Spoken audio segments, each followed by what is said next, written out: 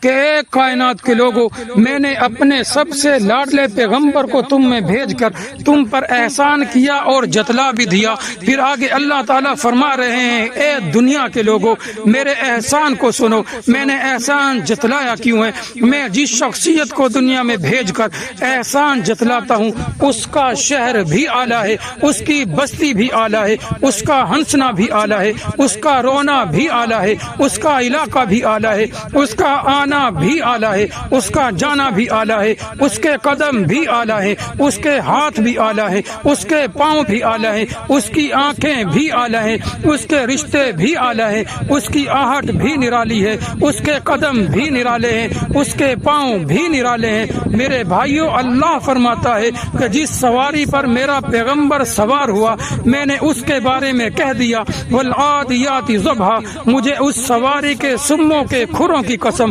یعنی جس سواری پر میرا محمد سوار ہو کر جنگوں میں جاتا ہے، اللہ نے اس کا ذکر بھی قرآن میں کر دیا۔ میرا پیغمبر اتنا بلند ہے کہ جس کو بھیج کر میں احسان جتلا رہا ہوں، میں نے اس کو کتنی بلند عظمت عطا فرمائی ہے کہ اس کے قدموں میں بھی عظمت ہے، اس کے ہاتھوں میں بھی عظمت ہے، اس کے پاؤں میں بھی عظمت ہے، اس کے علاقے میں بھی عظمت ہے، اس کی گلیوں میں بھی عظمت ہے۔ اتنی عظمت میں نے اس کو دے دی کہ وہ پیدا نہیں ہوا تھا، میں نے دنیا کو سنوار دیا، وہ دنیا میں آیا نہیں تھا، میں نے خاندان کو سنوار دیا، وہ ابھی دنیا میں طلوع ہوا نہیں تھا، میں نے اس کے گھر والوں کو سنوار دیا، والدین کو سنوار دیا، والدین کو عظمت بخشی، اس کی بستی کو سنوار دیا اور اس کے رشتہ داروں کو سنوار دیا۔